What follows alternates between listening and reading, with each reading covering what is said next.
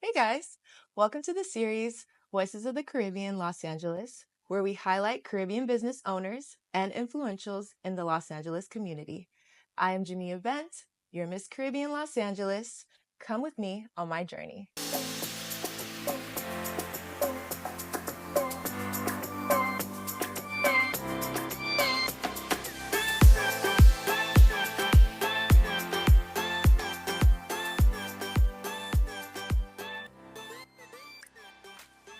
Hey you guys, it is your Miss Caribbean Los Angeles, and for this episode, we have a very, very special guest. He is a musician, just a man of many talents, the infamous still panist, or in other words, Shoy. oh no, you told me. Here's what he told me. He is the pan man, right? Yes, the pan man. The pan man. Based in Los Angeles, representing Trinidad and Tobago, 868. I know steel pan is all over the world. Big up yourself. So Trinidad and Tobago, you were born and raised there? Yes, I was born October 27, 1988 on a Thursday. Oh, wow. At San Fernando General Hospital at 6:30 a.m. Okay. And when did you come to Los Angeles? I moved to Los Angeles in February of 2015. I moved here from Georgia, where I previously resided. But before that, I lived in Brooklyn, New York. So I did the East Coast, and I got tired of the cool weather. I was just gonna say that. Yeah, and I, quit my job. I had a good job and everything. I was ready to live the American dream, but I hated it. And I was grateful that I had a good job that I would have been able to support myself, but I always felt like I had something more to offer as far as my talent. So one day I just pulled up for my shift, and at the time I was working a third shift, and anybody who knows working third shift is not for the faint-hearted. It's like you getting up at 7 at night to get ready to go to work, and then you're getting off at 7 in the morning, and your internal clock is just wired differently. So I would pull up to work, and I would sit in my car and I would literally scream, like, why am I here? Why am I doing this? Until one day I just got tired of it and I just quit. I walked off the job, and I was doing Uber for a while until that the opportunity presented itself for me to move to Los Angeles with someone who I thought was my friend, and sold my equipment, quit my job, and saved up enough money so I could come out here. So I pretty much came out here with my clothes and about $800. Wow. Yeah, and yeah. Oh my gosh, that must have been scary for you. At the time I would say I'm a adrenaline junkie. I like to take risks. Okay. So then it wasn't. It wasn't more and exciting. more exciting because I felt like I had that belief in myself that I was gonna make it happen, and I already had that mindset, like, you know what, I'm going to the entertainment capital, I'm gonna bet on myself, and I'm gonna do it. I remember looking at the TV and seeing this. It was during the Winter Olympics, and there was this guy who he just won a gold medal in snowboarding, and he was the same age as me. And I remember seeing him and thinking to myself, like, okay, if he's my age and he's living out this dream, I could do it too. And I remember I was walking to my car and I was looking up in the sky, and I say, Lord, just make a way. I know you didn't create me to work this hard just to pay bills and die. Yes, exactly. And right when I said that, funny enough, I was going to my second job. I was working at the firehouse subs job in the morning time, and then I had my warehouse job in the evening, and I get off at night, midnight. So that was my cycle. So, well, schedule. So when I went to my warehouse job, the plant was shut down, so we didn't have to work that day. So I just decided to play. Something in my spirit just told me to go play some basketball. So I went home, changed, got in some shorts, got my basketball, and I drove to the park that was nearby where my dad, cause I was living with my dad in Georgia. So when I went to the basketball court and I saw a group of black people that looked like me, and they were playing a pickup game. I said to myself, I just went and introduced myself. Yeah. Not really introduced myself. I was kind of like, just being cool, being a fly on the wall. Yeah. And just kind of eavesdropping in the conversation.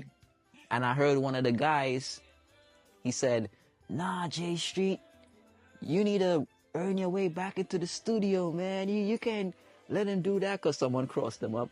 And he was just like, oh, they were talking, people, you talk trash on the sideline, you know what I mean? Mm-hmm. So I heard studio and something else went off, ding.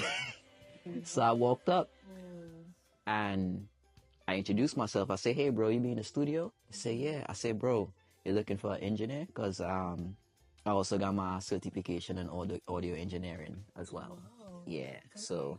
And this is all in Georgia? All in Georgia. Wow. So, and the gentleman I'm talking about, his name is Felly the Voice. He's a huge songwriter now. At the time, he was just like still on his way up. So, yeah. My boy Felly, if you're watching this, salute, bro. He did like Usher's new single with 21 Savage and what's that girl name? Summer Walker. Yeah. Mm-hmm. He did that. He did K Michelle. He did Chris Brown. He was just like me, mm-hmm. So he's the one who, when I introduced myself, he brought me to the studio because his manager at the time, he had a house that was literally 10 minutes away from where my dad lived, and that place used to be like a boot camp. It was a mansion, and in the basement was a full studio with a floated floor and everything. And you would have different people come in there writing, they'll be cutting records. And, and just being around in that environment, it just lit something up in me. Mm-hmm. And one thing led to the next. I met, a couple of other producers through networking. And then, the opportunity presented itself for me to come to Los Angeles through them. And here I am today. Wow. Yeah, it was a journey. Wow. Yeah. And all of this happened in a matter of like... I would say it happened so that was 2013, 2014. Mm-hmm. So I say 2014. Wow. 2014 and then 2015. That's when I decided to move out here, better myself, and yeah. Who knew that from the thought of just going to play some basketball would lead to... You see, sometimes that's why you gotta follow your mind. Mm-hmm. You never know. You always the thing about us is that we put our desires and thoughts out there, and then we tend to question our intuition. Mm. And what I'm learning is, you see that gut feeling, always go with your gut, no matter what. Mm-hmm. Oh, that rhyme, I like that. You spin bars up here. Yeah, go with your gut no matter what. Because had I not go to play that game of basketball, I could have been home, I could have been doing anything. Yeah. But just making that one connection, it sparked the idea of me wanting to come out here, and then it presented the blueprint. It wasn't perfect. Now, don't get me wrong, knowing what I know now, would I do things differently? Of course, absolutely. Mm-hmm. But it also pushed me to see, like, okay, how bad do you really want it? Yeah. And just taking that first step. So how has faith influenced you to just have this mindset of just going for it? What does faith do for you? At that time, I just felt like I always, since I was a child, I always felt like I was destined to be a part of the entertainment industry. Because music is the only thing that makes sense to me. Out of everything in this world. Coming from influence of Yeah. where you're coming from. Right, exactly.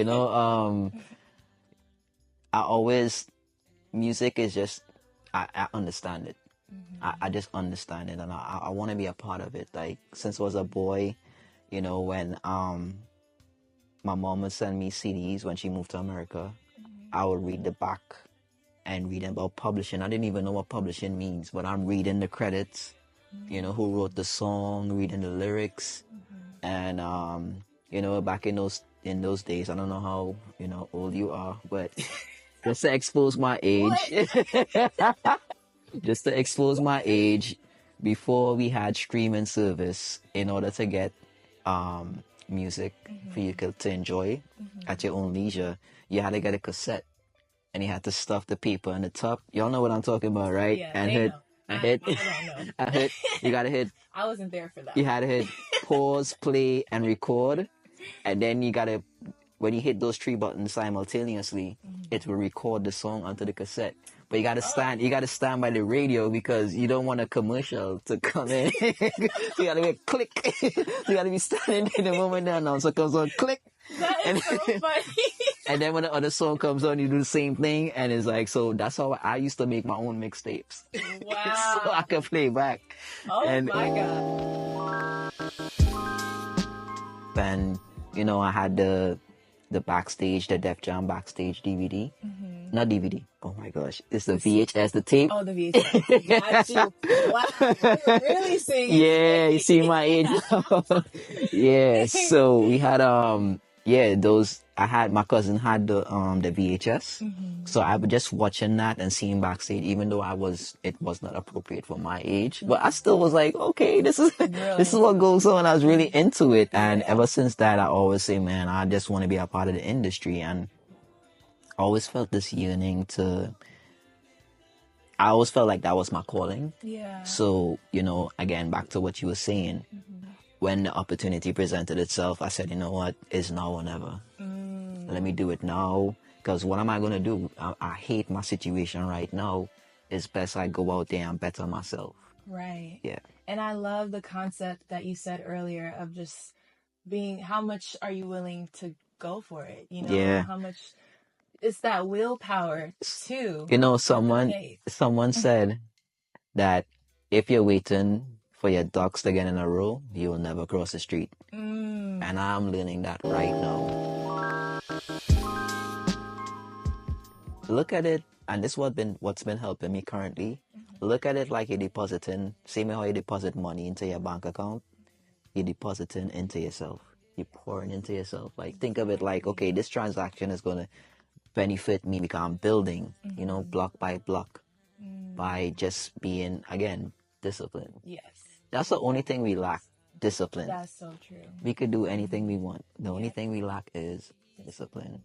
One quote I always live by is that one day you will only be a memory to someone. Do your best and be a good one. Wow. That's a really good quote. Because we all just visitors here. When we die, none of this matters. We don't matter. You know what I'm saying? They got trees outside right now that have been living for centuries. We are all just visitors here, and all the things we attain in this life we can't take with us. Wow. So yeah, that is so true. Yeah. And I think that, just goes back to what we said earlier, is just how much are you willing to give? That too. Yeah. How much are you willing? Because if you're willing, then that power that willpower that you have within you is gonna take over. Yeah. You just gotta be willing. How much are you willing to give? How much are you willing to sacrifice? How much are you willing to pour into yourself? Yeah. And also not being complacent, because I'm dealing with that right now. So I've been pushing myself. Even though I'm very proficient on the steel pan, I still feel like there's a lot of areas for improvement, I must say, That's a very humble thing to say. Yeah. From someone who on the outside at him like, nah, he's amazing on this. Like, he had this, okay? I'm flattered, but I still feel, cause the instrument, it's a brand new one I just got, and the note layout is a slightly different to the one that I usually play. So it's been a challenge, just kind of getting the feel, because my body I already have the muscle memory for the other instruments, so now it's like training my mind now. So it's a bit of a challenge, but you know, again, just taking it day by day, just practicing, just running making sure my flow is good, my hands are good, and everything. My brother Alan, he says this too. He says, without struggle, there's no strength and no character. Because that's like going to the gym and just using a machine with no weights. You need to have that weight, that the weight is there to give you that resistance to build strength. That's true. But sometimes we do need a rest, though. So that is awesome. Yeah. I wanted to touch on the topic that you were talking about with, the challenges of the mentality and the space that you're in right now. People don't talk a lot about the difficulty being an artist, being a musician, having to navigate your way mentally and emotionally through that, and also being a business owner, for someone who plays the steel pan and wants to put themselves out there. It's really, really tough. It is. It's a challenge. It's right. And you know what? I'm always learning. I came a long way, but when I started, it was very, very disorganized. And it took me crossing paths with other people who are doing the same thing that I'm doing, but maybe on a different scale. And they just giving me little pointers here and there. Like, hey, you know what? Try doing this, try doing that. And, learning to put things in place as far as being organized. I think that's one of the challenges as a creative, because our brains, my fellow creatives, you know what I'm talking about, our brains are wired differently. And that's why most of us need managers or assistants to like keep us within a certain structure. So it's a challenge every day, I must say. Yeah. It's very challenging. There have been times where I'm dealing with something personal, but I gotta answer an email for a client or someone, or I gotta send something out and I gotta compartmentalize how I feel and not allow that emotion to harbor that relationship that I'm trying to build with that client. So what would you say, would be your advice to someone like a musician, an artist, someone who's taken that leap of faith, and now they're coming across these mental challenges, they're coming across, big emotions where you're like, dang, how do I get through this? How do I navigate? What advice would you give for them? Invest in your mental health. The best investment I did was getting therapy.